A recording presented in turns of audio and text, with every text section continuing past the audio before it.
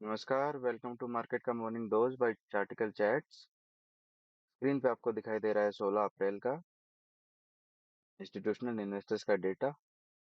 आइए समझते हैं इसे। एफआईआईज ने फिर से बड़ी बिकवाली की है। कैश मार्केट में 4,468 करोड़ के शेयर्स बेचे हैं। इंडेक्स फ्यूचर्स 3,153 करोड़ के और स्टॉक फ्यूचर्स 4,359 करोड़ के बेचे हैं। वहीं डीआईज ने कैश मार्केट में 2,040 करोड़ की खरीदारी की है। इंडेक्स फ्यूचर्स में से निफ्टी 50 के फ्यूचर्स ज्यादा बेचे गए हैं। फाइनेंशियल बैंकिंग और मिड कैप सेलेक्ट लगभग फ्लैट रहा है।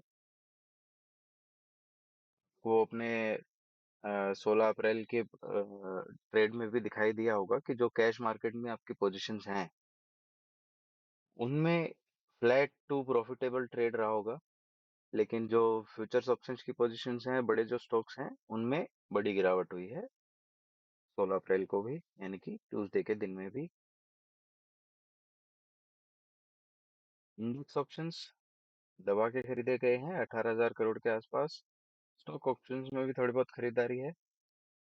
ये दिखाता है कि बड़ी मूव एक्सपेक्ट की जा रही है बाजार में इंस्टीट्यूशनल इन्वेस्टर्स के द्वारा। आगे देखते हैं नेट ओपन इंटरेस्ट का डेटा। इसमें क्लाइंट आपको ब्लू कलर से दिखाई देगा, लाइट ब्लू कलर से। प्रोमोटर्स दिखाई देंगे। डीआईज आपको येलो कलर से और एफआईआईज आपको ऑरेंज कलर से दिखाई देंगे। 15 अप्रैल और 16 अप्रैल के ओपन इंटरेस्ट डेटा में आपको बड़ा फर्क नजर आ रहा होगा। एफआईआईज ने शॉर्ट साइड पे ओपन इंटरेस्ट बढ़ाई है, तो मार्केट में गिरावट हुई है। इंडेक्स फ्यूचर्स बेचे गए हैं। ये डेटा इंडेक्स का है बाय द वे। इंडेक्स के नेट ओपन इंटरेस्ट को हम देखते हैं। स्टॉक का नेट ओपन इंटरेस्ट इतना ट्रस्टेबल नहीं होता, वॉल्यूम्स कम होते हैं, इसलिए हम सिर्फ इंडेक्स को ही अ, जो है प्रेफरेंस देते हैं अपने स्टडी के लिए। तो 16 अप्रैल को आपको दिखाई दे रहा होगा कि ऑरेंज बार नेट वाई शॉर्ट साइड बढ़ गया है। तो लगभग 36,000 शॉर्ट कॉन्ट्रैक्ट्स हैं एफआईआईज के। कई गुना ज्यादा आपको दिख रहा होगा स्क्रीन पे। 15 अप्रैल से 16 अप्रैल तक आते आते बहुत ज्यादा शॉर्ट पोजीशन बनाई गई हैं।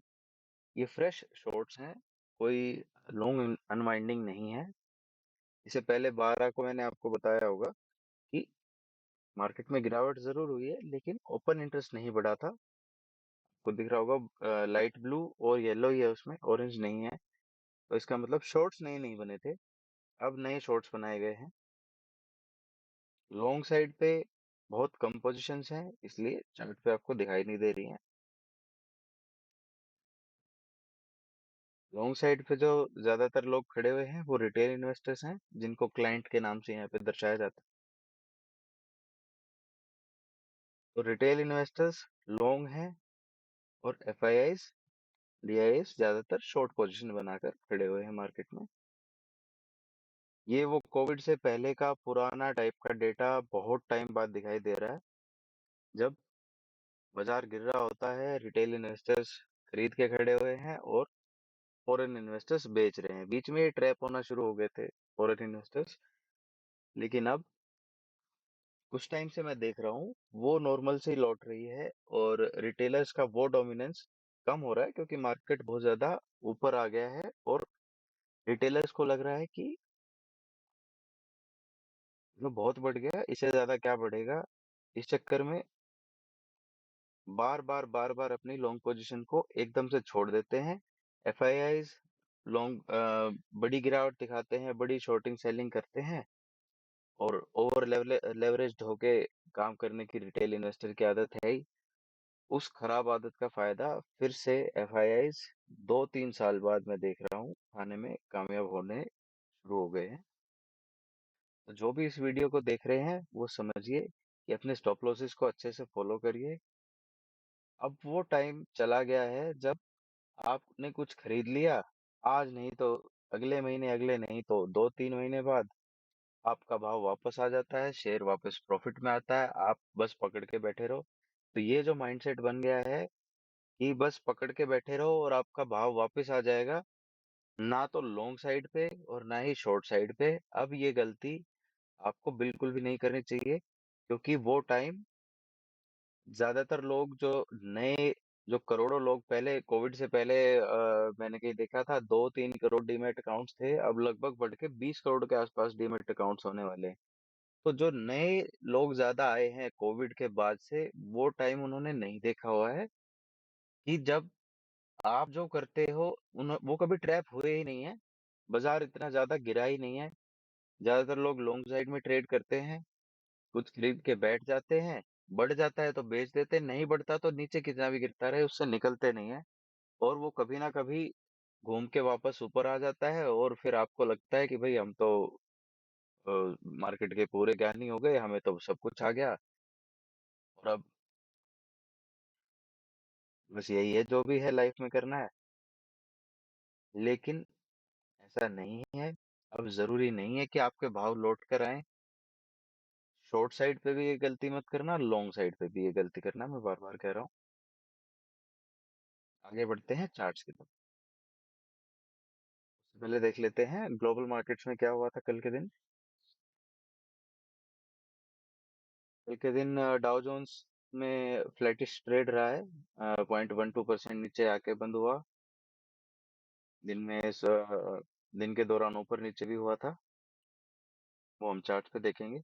S&P 500 0.6% की गिरावट के साथ बंद हुआ है। नेस्डेक में 1.15% की बड़ी गिरावट थी। स्मॉल कैप इंडेक्स भी 1.09% की गिरावट के साथ बंद हुआ। लेकिन साथ के साथ इनका विक्स घटा है। तो वोलेटिलिटी इंडेक्स के घटने का मतलब ये है कि कुछ स्थिरता मार्केट में अब आगे चल के यूएस मार्केट में आपको बनती हुई दिखाई दे सकती है।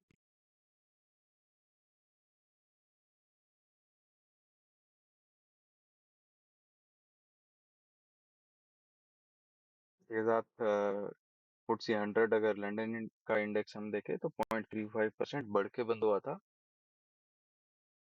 और यूरो स्टॉक्स 50 फ्लैट ट्रेड करके बंद हुआ है। ग्लोबल मार्केट से फ्लैट टू नेगेटिव संकेत हैं। एफआईआई से हाईली नेगेटिव संकेत हैं। तो आज के लिए पहले जो दो डेटा पॉइंट्स हम देखते हैं वो नेगेटिव हैं।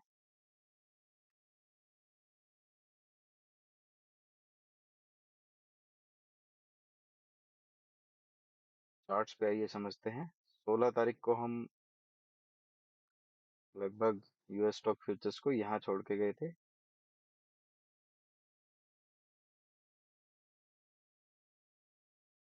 इसके बाद 17 को बढ़ा भी यहाँ से 200-250 पॉइंट बढ़ा भी, उसके बाद बड़ी गिरावट आई और कल के दिन लगभग फ्लैट ट्रेड करके फ्लैट ही बंद हो गया। बीच में 100-200 पॉइंट ऊपर नीचे चल के ये बंद हुआ है। कल जितनी गिरावट थी 45 पॉइंट्स की थी शायद, हमने अभी देखा थोड़ी देर पहले, तो अभी 50 पॉइंट्स ऊपर है, तो फ्लैट है। इसलिए इनका वोलेटिलिटी इंडेक्स भी गिरा है। दूसरा मेजर इंडेक्स यूनाइटेड स्टेट्स का जो है वो है आईटी, इनका टेक इंडेक्स। सिर्फ आईटी इंडेक्स नहीं कह सकते इनका, क्योंकि इनका टेक इंडेक्स है, इसमें और भी टेक्निकल कंपनी के अलावा।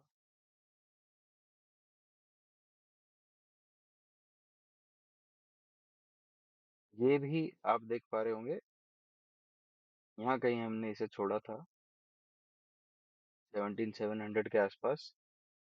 उसके बाद परसों के दिन पूरा फ्लैट ट्रेड हुआ और कल के दिन लगभग बड़ी गिरावट ने देखी, 1.25% के आसपास की बड़ी गिरावट थी। उसके साथ ये बंद हुआ था। मॉर्निंग में 0.27% अभी ऊपर चल रहा है।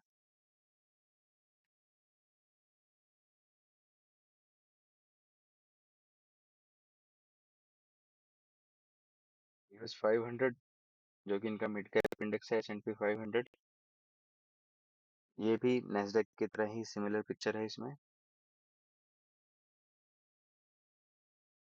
स्मॉल कैप स्टॉक्स पहले तो रेजिलियंस दिखा रहे थे, पूरी ही गिरावट के दौरान इन्होंने अच्छी रेजिलियंस दिखाई है, लेकिन कल कंपैरेटिवली ज्यादा गिरे हैं, परफॉर्म किया है वहां पे। इसी की तर्ज पे आज शायद हमारे यहाँ भी स्मॉल कैप शेयर जो परसों नहीं गिरे थे, आज थोड़ा बहुत गिरावट दिखा सकते हैं।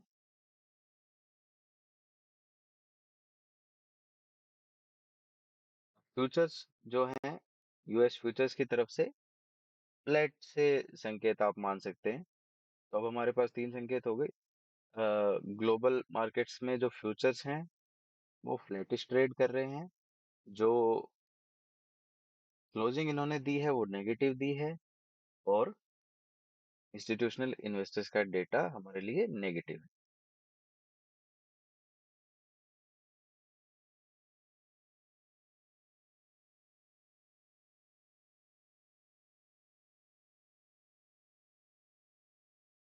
निफ्टी आपको स्क्रीन पे -3 पॉइंट दिखाई दे रहा होगा, लेकिन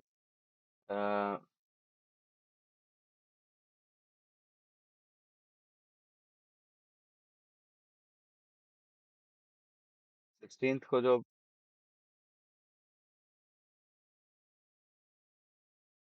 गए थे तो 22,200 के आसपास था। अभी 50 पॉइंट नीचे है, तो लगभग 50 पॉइंट की ही गैप डाउन क्लोजिंग दिखा रहा है। तो कुछ रेजिलियंस दिखा रहा है। गिफ्ट निफ्टी गिफ्ट निफ्टी के फ्यूचर्स इसलिए रेजिलियंस दिखा रहे हैं क्योंकि मार्केट बहुत हल्के हो चुके हैं, और मार्केट एक बड़े मेजर सपोर्ट लेवल के आसपास है, जो कि 22,950 से सॉरी 21,950 से 22,150 के बीच की ये वो रेंज है, जहाँ पे पहले भी मार्केट बड़ा सपोर्ट ले चुका है। आप नीचे से ड्रॉ करके देखेंगे बड़े टाइम फ्रेम्स पे, तो आपको सपोर्ट्स भी दिखाई देंगे, ट्रेंड लाइन सपोर्ट्स भी हैं यहाँ पे। और मार्केट्स 4-5 दिन से गिरावट आते आते बिकवाली होते होते हल्के हो चुके हैं। हल्के मार्केट्स की वजह से और ग्लोबल संकेत फ्लैटिश होने की वजह से थोड़े से थोड़ा सा ये फ्लैट ट्रेड दिखा रहा है, नहीं तो 2 दिन में इसमें भी एक अच्छा 200-300 पॉइंट का गैप डाउन दिखाई देना चाहिए था। तो मुझे लगता है खुलने के बाद एक बार गिर सकता है। अगर फ्लैट भी खुलता है या थोड़ा बहुत पॉजिटिव भी खुल सकता है, टू योर सरप्राइज। अगर ये गिरता है तो 21,950 के आसपास एक ब्लाइंड बाय जोन है शॉर्ट टर्म के लिए, कुछ मिनट के लिए, 15-20 मिनट, 1 घंटे के लिए। तो वहां पे एक बार बाइंग पोजीशन कॉल ऑप्शंस में ट्रेड, हेज्ड पोजीशन के साथ बुल कॉल स्प्रेड वगैरह बना के, या कवर्ड कॉल टाइप का ट्रेड लिया जा सकता है। कवर्ड कॉल किसे कहते हैं? आप फ्यूचर खरीदते हैं और एट द मनी या out of the money call options को बेच देते हैं उसके अगेंस्ट, तो आपका ट्रेड हेज हो जाता है, इसे कहते हैं कवर्ड कॉल। इस तरह का कोई ट्रेड में अगर मुझे इस जोन में मिलता है, 21,950 22,000 के आसपास के जोन में, और वहां से मेरे को अगर घूमता हुआ दिखाई देता है, वापस ऊपर की तरफ कोई पुल बैक आता हुआ दिखाई देता है, छोटे चार्ट्स पे देखेंगे, 5, 10, 15 मिनट के चार्ट पे, तो या आपका कोई भी तरीका, जिस तरीके से आप चार्ट्स देखते हैं, उसमें आपको इस लेवल से अगर कोई बुलिश संकेत दिखाई देता है, तो आप बाइंग साइड में सोच सकते हैं। लेकिन डिस्क्लेमर दे दूं, आप अपने विवेक का इस्तेमाल करें, सिर्फ मेरे कहने पे कोई ट्रेड न लें। मेरी किसी भी चीज में बाइंग या सेलिंग की कोई राय नहीं है। आपका प्रॉफिट और लॉस जो भी होगा आपके ट्रेड से, वो को प्रॉफिट होता है तो वो भी आपकी वजह से है, और आपको लॉस होता है वो भी आपकी वजह से। मैं आपको सिर्फ डेटा दिखा रहा हूँ, चार्ट्स दिखा रहा हूँ, जो मुझे समझ आता है उस इंटरप्रिटेशन के साथ। डिटेल डिस्क्लेमर आप डिस्क्रिप्शन में पढ़ सकते हैं।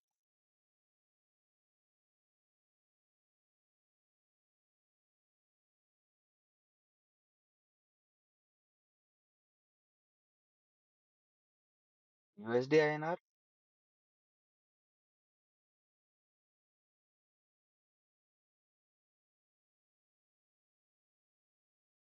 से थोड़े से ठीक संकेत हैं। ये 3-4 दिन से डेली चार्ट्स में आपको दिखा देता हूँ।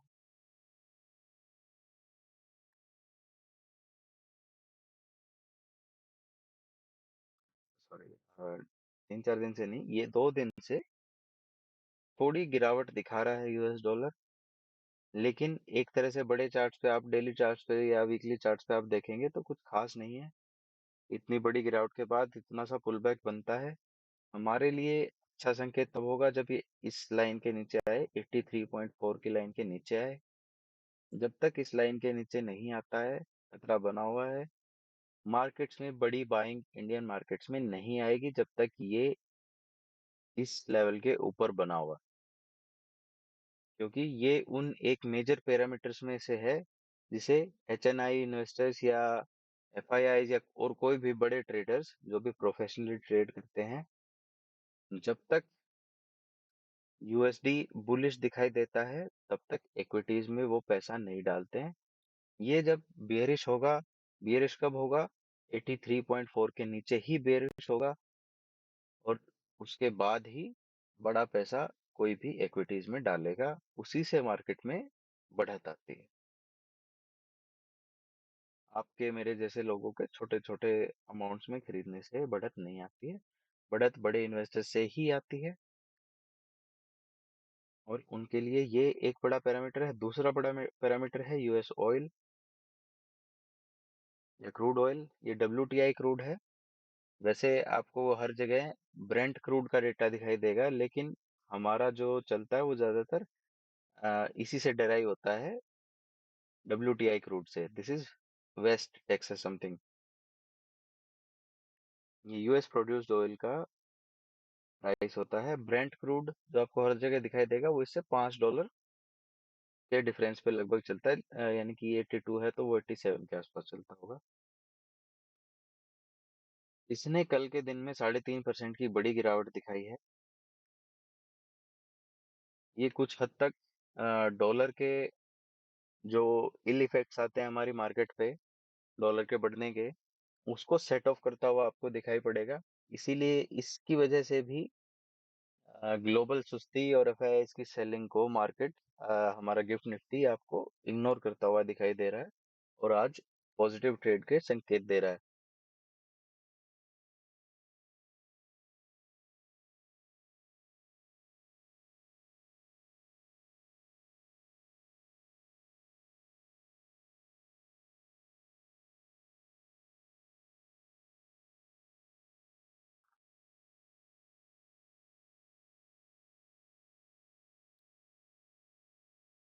पहले भी हमने जो बात करी थी वो भी प्रॉब्लम अभी भी बनी हुई है।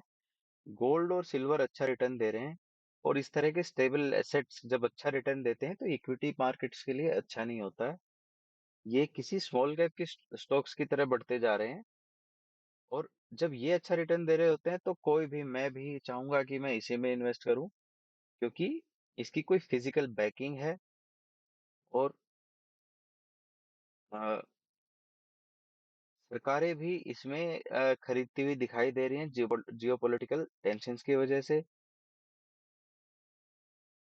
क्योंकि करेंसी को लगभग लगभग यूनाइटेड स्टेट्स कंट्रोल करता है। वर्ल्ड ट्रेड का जो एक्सचेंज होता है वो लगभग लगभग यूएस डॉलर में ही होता है ज्यादातर।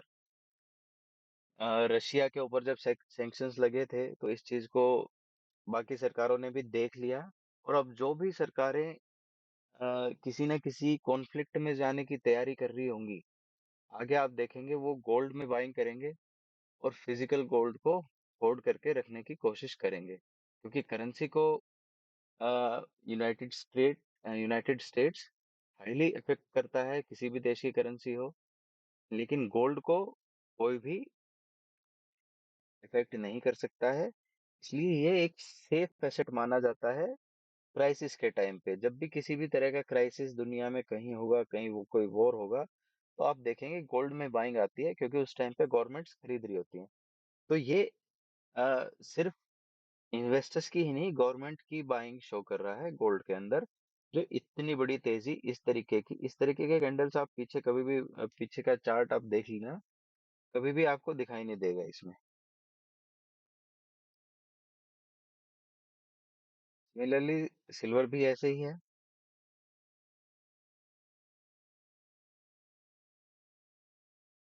जापानीज मार्केट्स अभी मॉर्निंग में थोड़ा अच्छा ट्रेड दिखा रहे हैं। कल बड़ी गिरावट के साथ बंद हुए थे,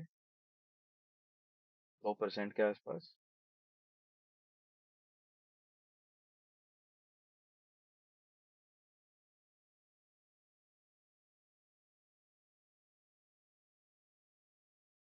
एनालिसिस देख लेते हैं।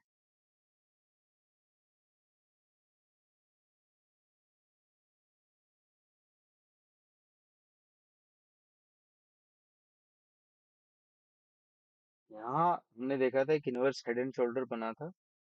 उसके बाद ये हमने टारगेट्स दिए थे यहाँ तक के, टारगेट्स अचीव हुए। अचीव होने के बाद ब्रेकआउट भी आया, बड़ा ब्रेकआउट आया लाइफ टाइम हाई का। उसके बाद एक तरफा गिरावट आ रही है, बार बार गैप डाउन हो रहा है। आप देखेंगे यहाँ, फिर यहाँ भी गैप डाउन हुआ था, फिर यहाँ गैप डाउन हुआ, उसके बाद यहाँ गैप डाउन हुआ। आज फ्लैटिश ओपनिंग की उम्मीद है, लेकिन आप देखिए कि एफआईआई का डेटा मैंने आपको दिखाया था, इंडेक्स फ्यूचर्स में बड़ी बिकवाली करी गई थी। और जब इंडेक्स फ्यूचर्स में इतनी बड़ी बिकवाली होती है,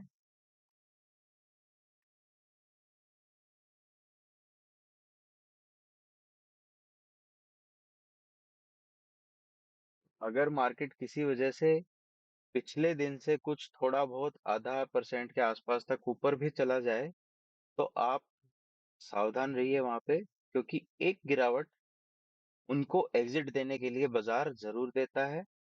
अगर उनका फैसला गलत भी हो गया है, उन्होंने पिछले दिन बेच दिया और मार्केट आज पॉजिटिव भी खुल रहा है, तो ज्यादातर आप कोई बड़ी न्यूज के साथ पॉजिटिव खुल रहा है, कुछ ज्यादा ही पॉजिटिव बाजार में हो रहा है, दुनिया में हो रहा है, तो बात अलग होती है, लेकिन ऐसा तो अभी कुछ है नहीं। तो अगर आज बाजार खुलने के बाद पहले गिरने की बजाय पहले थोड़ा बहुत बढ़ जाए, तो वहां आप मान के चलना कि गिरावट आ सकती है। और एक बार 100 200 150 पॉइंट के आसपास की गिरावट आप नॉर्मली देखेंगे 4-5 कैंडल्स में ही आ सकती है।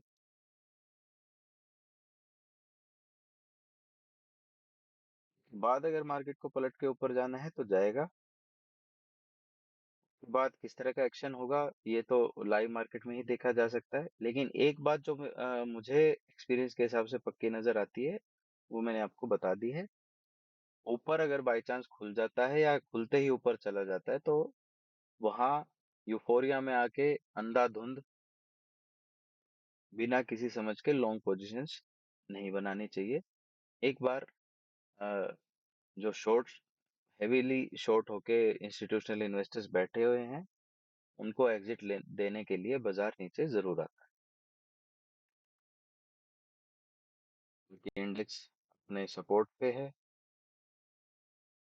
ये हमारा थिक लाइन, जो ग्रीन थिक लाइन है, ये मैं तभी ड्रॉ करता हूँ जो वीकली लेवल पे हमें सपोर्ट या रेजिस्टेंसेस दिखाई देते हैं, उनको थिक लाइन से ड्रॉ करते हैं। वो 22,016 के आसपास का है, अभी सपोर्ट पे है मार्केट। अगर 22,016 के आसपास और आता है ये, या 22,21,950 के आसपास आता है, तो वहां लॉन्ग पोजीशन बनाई जा सकती है। बैंक निफ्टी के लिए जो सपोर्ट लेवल है वो है 46,900 और 50 का।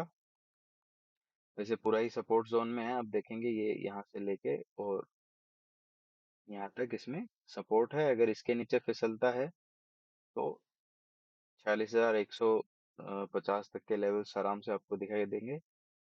अगर इसके नीचे नहीं फिसलता है, जहाँ है वहीं से घूम जाता है, तो अगला जो रेजिस्टेंस है इसके लिए, पहला छोटा सा रेजिस्टेंस ये होगा, जो ये गैप है 47,750 का। और उसके बाद अगला रेजिस्टेंस होगा 48,200 के आसपास।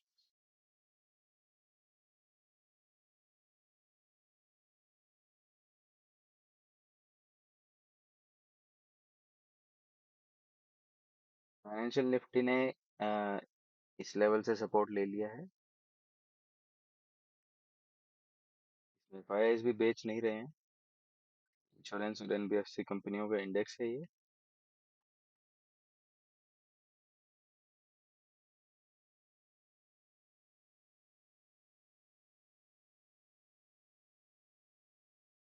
यहाँ पिक्चर देख लीजिए, इसमें भी इनवर्स हेड एंड शोल्डर बना था। इसके बाद हमने यहाँ तक के, फिर यहाँ तक के, फिर यहाँ तक के टारगेट्स दिए थे। वो टारगेट्स अचीव हो चुके हैं। अचीव होके उसके ऊपर जाके वापस गिरा, और गिरावट के बाद को इस ब्रेकआउट लेवल के ऊपर सपोर्ट दे लेता हुआ दिखाई दे रहा है, क्योंकि पहले जो रेजिस्टेंस होता है ब्रेकआउट के बाद वही सपोर्ट बन जाता है। अगर ये सपोर्ट होल्ड होती है तो हम दोबारा से इसमें 21,250 और उसके बाद 21,500 के आसपास तक के लेवल्स बनते हुए देख सकते हैं।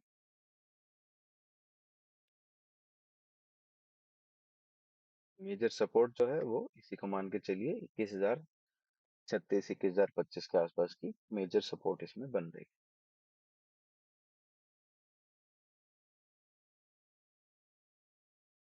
सेलेक्ट इंडेक्स भी बिल्कुल हमारा टारगेट अचीव करने के बाद थोड़ा बहुत ऊपर गया और उसके बाद गिर गया। अभी 2-3 दिन से रेजिलियंस दिखा रहा है, फ्लैट ट्रेड कर रहा है। इसके लिए जो मेजर लेवल्स हैं वो आपको चार्ट पे दिखाई दे रहे होंगे। यही मेजर लेवल है इसके लिए, एक 10,750 के आसपास। इसके आसपास जब तक ट्रेड कर रहा है सेफ है। इससे ज्यादा नीचे जाता दिखाई देता है, 10,700 के ज्यादा नीचे दिखाई देता है तो फिर 10,550 तक इसमें कोई भी ढंग ढंग की सपोर्ट नहीं है, वहां तक ये तेजी से गिर सकता है। अगर यहाँ से घूम के ये इंट्राडे में 10,850 के ऊपर जाता है तो 10,940 तक के आसपास के लेवल के लिए आप इसमें लॉन्ग पोजीशन बना सकते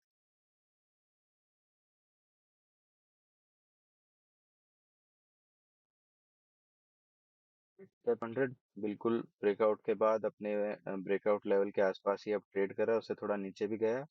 अगर यहाँ से मार्केट वापस चले जाएंगे तो चार्ट आपको कुछ ऐसा दिखाई देगा कि भाई बड़े लेवल का ब्रेकआउट आया, कुछ ऊपर गया, बाद में रिटेस्ट हुआ और फिर ऊपर की तरफ बढ़ गया।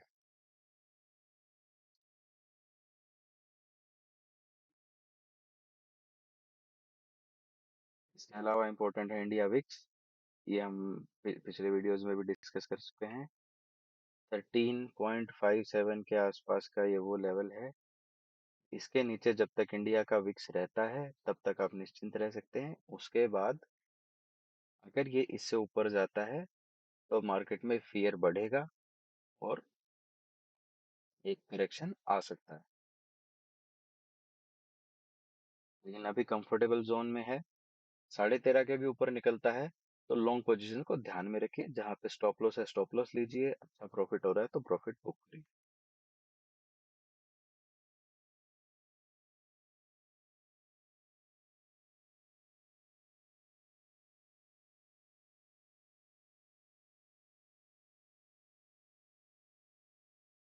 टाटा स्टील में एक लॉन्ग पोजीशन थी हमारी, जिसमें यहाँ पे हमारा स्टॉप लॉस हिट हो चुका है।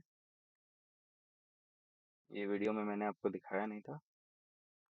आज मैंने इसको यहाँ पे इसलिए डाला हुआ है क्योंकि चाइना पे कुछ सैंक्शंस लगे हैं, चाइना के मेटल पे, और इस न्यूज की वजह से शायद आज ही अपना ट्रेंड रिज्यूम कर सकता है। क्योंकि अगर चाइनीज माल नहीं बिकेगा बाजार में तो दूसरे देशों का माल ज्यादा बिकेगा। यूएस सैंक्शंस की वजह से चाइनीज स्टील जो है महंगा हो जाएगा आज से। तो इस न्यूज की वजह से अगर इसमें कुछ आपको ज्यादा गैप अप नहीं दिखाई देता है और शुरुआत में इनिशियली ऊपर जाने के कुछ संकेत दिखाई देते हैं तो 159 के स्ट्रिक्ट स्टॉप लॉस के साथ इसमें बाइंग की जा सकती है।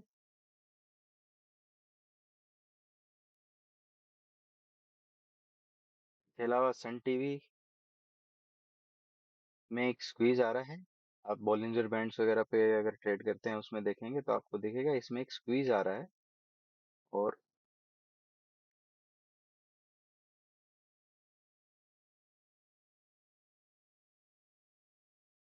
इस ट्रेंड लाइन का एक सपोर्ट ये ले रहा है। इस ट्रेंड लाइन के नीचे का स्टॉप लॉस लगा के आज इसमें भी मैं बाइंग पोजीशन बना सकता हूँ। मार्केट के खुलने के बाद मूड माहौल देख के डिसीजन लूंगा। बैंक निफ्टी में अगर खरीदारी लौटती है तो सरकारी bank, bank of Baroda, Canara bank, SBI, इनमें सबसे पहले खरीदारी लौटती हुई हमें दिखाई देगी। उसके लिए इसे इसे मैंने आज ग्रीन लिस्ट में ऐड किया है।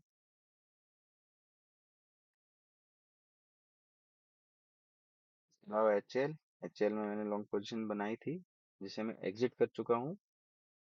आज अगर ये मुझे किसी भी गिरावट की वजह से 3685 3300 के लेवल के आसपास 20-30 पॉइंट यहाँ से नीचे दिखाई देता है, तो मैं इसमें दोबारा से लॉन्ग पोजीशन बनाऊंगा। ये एक बड़ा ब्रेकआउट दे चुका है।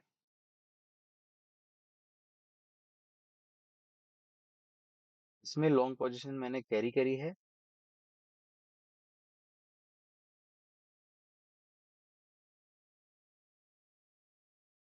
ये एक वी शेप रिकवरी देने की कोशिश कर रहा है और मार्केट के मूड माहौल के साथ ही गिरा हुआ है। इसमें गिरने की कोई वजह नहीं है। गोल्ड इतना बढ़ रहा है तो टाइटन को भी बढ़ना चाहिए, क्योंकि टाइटन जैसी बड़ी कंपनियों के पास जो ज्वेलरी वगैरह में ट्रेड करती हैं, इनके पास ऑलरेडी बहुत सारा गोल्ड और सिल्वर इन स्टॉक होता है, और इनके एग्जिस्टिंग स्टॉक की वैल्यू पिछले कुछ हफ्तों में, पिछले कुछ दिनों में बहुत ज्यादा बढ़ गई है। लेकिन आप देखेंगे कि शेयर नहीं बढ़ा है, तो इनका प्राइस टू बुक वैल्यू जो है बहुत डाउन आ जाता है। और किसी भी टाइम धीरे धीरे रिटेल इन्वेस्टर को डाउन साइड की तरफ ट्रैप करके ये एक ऊपर की तरफ का बड़ा मूव इस तरह के स्टॉक्स दिखाते हैं। तो उसी चीज के लिए मैंने इसमें ट्रेड बनाया है, लेकिन मैं ब्लाइंडली वेट नहीं करूंगा इसमें कि कब वो बड़ा मूव आएगा। ज्यादा से ज्यादा मैं अगर इसको कहीं तक होल्ड करूंगा वो है 3600 का लेवल। 3600 के नीचे अगर ये जाता है और आर्ली क्लोजिंग देता है तो मैं इससे एग्जिट कर जाऊंगा। नहीं तो 3725 और 3800 के आसपास तक के टारगेट्स के लिए मैं इसे होल्ड। इसका वीडियो थोड़ा लंबा हो गया, इसी के साथ वीडियो को खत्म करते हैं। Thank you.